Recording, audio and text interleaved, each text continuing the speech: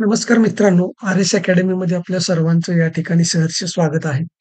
बघा मित्रांनो, व्हिडिओच्या थंबनेलवरती मी तुम्हाला सांगितलेलं आहे, की आपली जी शिक्षक अभियोग्यता झालेली आहे किंवा टेट 3 झालेली आहे, याचं नॉर्मलायझेशन होणार नाही. आणि हे मी आता का म्हणत आहे, या संदर्भामध्ये आणि बऱ्याच विद्यार्थ्यांचे कॉल मेसेजेस येत आहेत, की अभियोग्यता चाचणीचा किंवा टेट 3चा निकाल या ठिकाणी कधी लागणार आहे. तर त्या दोन्ही गोष्टीच्या अनुषंगाने आपण या व्हिडिओमध्ये बोलणार आहे. परंतु तत्पूर्वी जर तुम्ही आमच्या चॅनलवर नवीन असाल, तर आमचं चॅनल लाईक करा, सबस्क्राईब करा आणि जास्तीत जास्त विद्यार्थ्यांच्या पर्यंत ते शेअर करा. आता मागच्या व्हिडिओमध्ये मित्रांनो मी सांगितलेलं होतं, की नॉर्मलायझेशन होण्याचे चान्सेस या ठिकाणी जास्त आहेत. आता 2022ला जी काही आपली टी-आय-टी परीक्षा झालेली होती, तर या टी-आय-टी परीक्षेमध्ये नॉर्मलायझेशन झालेलं नव्हतं आणि यावेळेला नॉर्मलायझेशन होईल का? आणि त्याची कारणं जी काय आहेत, ती आपण मागच्या व्हिडिओमध्ये सांगितलेली होती. आता ज्यावेळेस परीक्षा झाली, त्यावेळेला बरेच विद्यार्थ्यांचे प्रॉब्लेम झालेले होते, की त्यांचा पीसी बंद पडलेला होता. अर्धा-अर्धा तास एका-एकाचा पीसी बंद होता आणि हा पीसी चालू झाल्यानंतर ते जवळ-जवळ 15 ते 20 प्रश्न ती मुलं या ठिकाणी मागे गेलेली होती. आता याच्यामध्ये हा विषय पकडून आपण हा जो पीसी बंद पडलेला होता, हा विषय आपण प्लस पॉइंट या ठिकाणी धरलेला होता आणि या अनुषंगानं आपण म्हणलेलं होतं, की नॉर्मलायझेशन होण्याचे चान्सेस जास्त आहेत.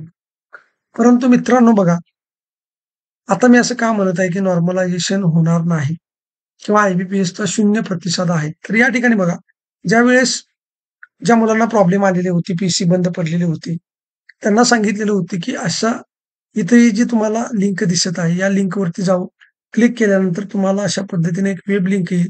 या ठिकाणी तुम्हाला तक्रार करायची होती आणि या ठिकाणी तक्रार केल्यानंतर आता त्या विद्यार्थ्यांना आय-बी-पी-एस कडून मेल आलेला आहे आणि मित्रांनो, आता हा जो मेल आहे, इथं दिसत आहे बघा तुम्हाला.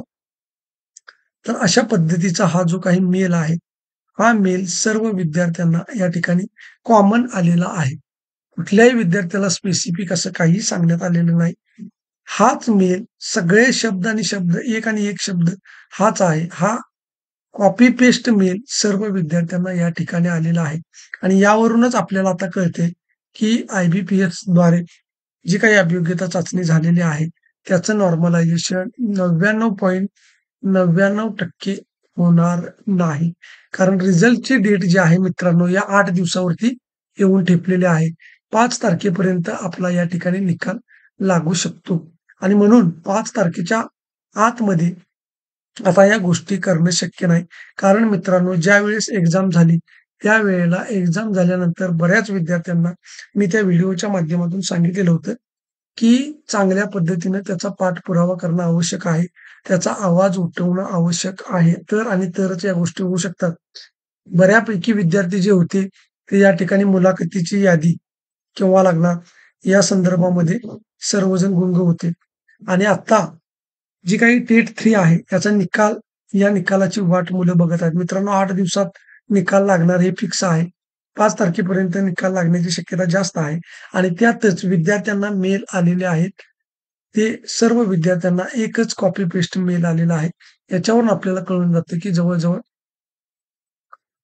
जे काही नॉर्मलायझेशन आहे ते होणार नाही. मित्रांनो, अशा गोष्टींसाठी पाठपुरावा होणं आवश्यक असतं. एक वातावरण तयार होणं आवश्यक असतं आणि एकदा निकाल लागला, की आपण त्याच्यामध्ये फेरफार करू शकत नाही. आय-बी-पी-एस कुणाचंही ऐकत नाही आणि निकाल जो लागेल तो निकाल फायनल असेल हे तुम्ही लक्षात ठेवा. आता जी आशा आहे नॉर्मलायझेशनची, ती नॉर्मलायझेशनच्या आशाही मावळलेल्या आहेत. ज्या विद्यार्थ्यांना प्रॉब्लेम आलेले होते, जवळ-जवळ 2 तारखेपासून 5 तारखेपर्यंतच्या विद्यार्थ्यांना हे प्रॉब्लेम आलेले होते, की त्यांचे पीसी बंद पडलेले होते. त्यामुळे त्या मुलांनी या ठिकाणी युनिटी दाखवणं गरजेचं होतं. आता ज्यावेळेस आम्ही व्हिडिओ केला, की अशा मुलांना न्याय मिळाला पाहिजे. कोणीही विद्यार्थी मागे राहता कामा नये. समान पातळीवरती सर्व गुणधारी व्हायला पाहिजे. त्यावेळेला बऱ्याच विद्यार्थ्यांनी या ठिकाणी निगेटिव्ह सुद्धा कमेंट केलेल्या आहेत. आता याच्यामध्ये मित्रांनो 2 गट पडलेले आहेत. 2 गट पडले नॉर्मलायझेशनच्या बाबतीमध्ये. पहिल्या शिफ्टचे जे विद्यार्थी होते, पहिल्या 3 शिफ्टचे, त्या विद्यार्थ्यांचं मत असं होतं, की आम्ही कुठलीही पूर्वतयारी म्हणजे आम्हाला पेपरचा कुठलाही अंदाज नव्हता. आम्ही डायरेक्ट आमचा जो काही अभ्यास आहे, त्या अभ्यासाच्या जीवावरती गेलो. आम्हाला अंदाज नसल्यामुळं आम्ही तो पेपर दिला आणि त्यामुळं नंतरची जी काही मुलं आहेत 2 तारखेपासून ते 5 तारखेपर्यंतचे, या मुलांना एक 8 दिवसाचा कालावधी सापडला. त्याच्यामध्ये त्यांना सर्व प्रश्न कळालेले होते आणि त्यामुळे त्यांना एक अंदाज येऊन गेलेला होता, की कशा पद्धतीनं पेपर या ठिकाणी येणार आहे. कशा पद्धतीनं अभ्यास करायचा या सगळ्या गोष्टी त्यांनी क्लिअर केलेल्या होत्या. असं पहिले ज्यांचे पेपर झाले त्यांचे म्हणजे त्यांचं मत होतं. परंतु नंतरचे 2 ते 5 च्या शिफ्टच्या दरम्यान ज्या मुलांचे पेपर झाले, त्या मुलांचं मत होतं, की एक तर पेपर आम्हाला हार्ड आलेला आहे आणि दुसरी गोष्ट आमचा पीसी बंद पडला. त्यामुळं आम्हाला पीसी चालू झाल्यानंतर सुद्धा आम्हाला 15-15, 20-20 प्रश्न या ठिकाणी मागे जावे लागले.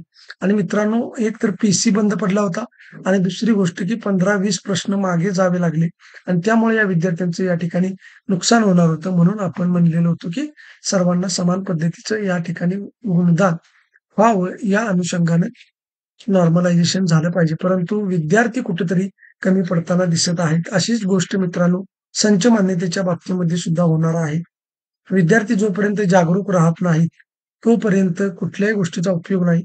जसं आता निर्णय डिक्लेअर होईल, तसंच भरती प्रक्रिया सुद्धा होईल. त्यामुळं संच मान्यतेच्या धोरणाविरुद्ध सुद्धा आवाज उठवणं गरजेचं आहे, हे लक्षात ठेवा.